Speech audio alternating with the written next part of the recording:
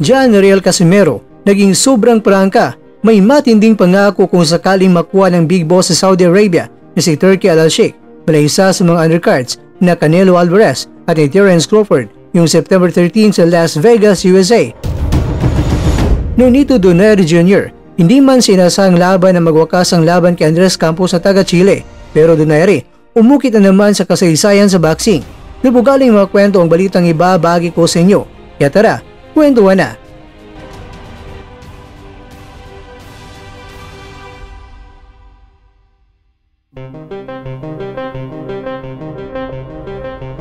Sino nga bang hindi gustong sumali sa panyaya ng big boss ng Saudi, naghanap ng mga boksingero na maging kasali sa isa sa mga pinakamalaking laban ngayong taon, Canelo kontra kay Crawford. Kaya nga hanggang sa ngayon ay nagparamdam talaga itong si Coach Jason gamit ang Quadrualas It's My Boy na Facebook page para pansinin ng big boss sa Saudi.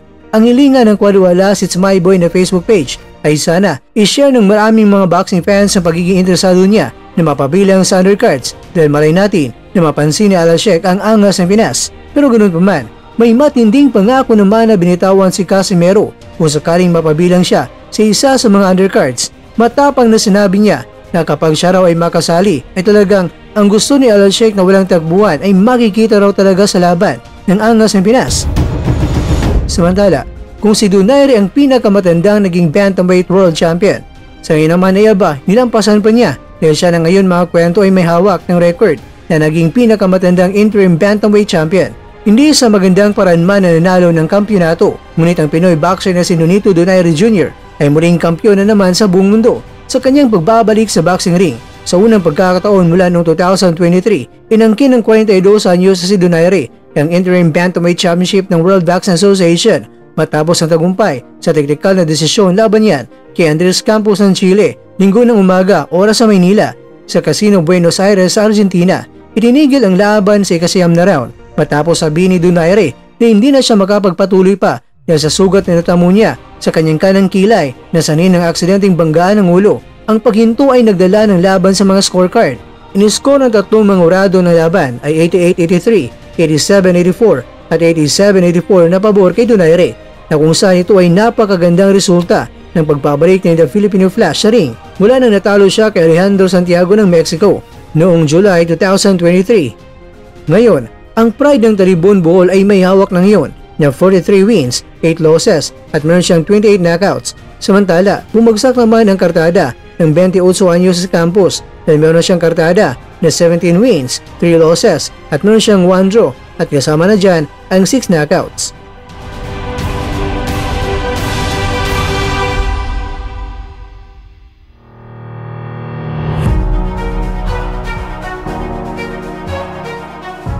Mga kakwento, nakaukit na si Donaire sa mga record book sa boxing noong 2021 nang siya ay 38 anyos. Winasak niya si Nordino Bali at nakuha ang WBC bantamweight crown at naging pinakamatandang 118 fighter na nakagawa nito. Siya ay may hawak ng mga titulo sa flyweight, super flyweight, bantamweight at featherweight. Kaya naman, congratulations The Filipino Flash. Maraming salamat sa pinakita mong husay at tunay mong lakas.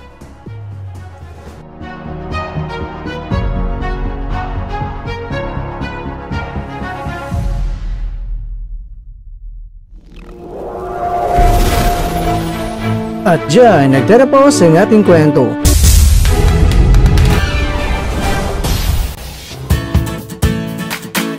Maraming salamat mga kakwento sa inyong panonood. Pero baka naman mga kakwento ay nagustuhan niyo po ang kwento natin ngayon. Baka pwede niyo po akong mabigyan dyan ng like, subscribe at pa-click na rin sa bell button.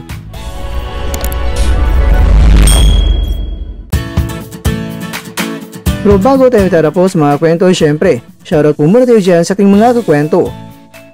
Kay kakwentong Bon Boni, kay kakwentong Macula Arts Mundigo, kay kakwentong Efren Rindon, at kakwentong nanonood ngayon, shoutout sa iyo dyan. Bueno, lang dito na po muna ang ating kwentuhan at abangan nyo na po ating susunod na video. At dito na po yan sa isang channel na kung saan maaring ito'y mga kwentong di pa na kwento sa inyo.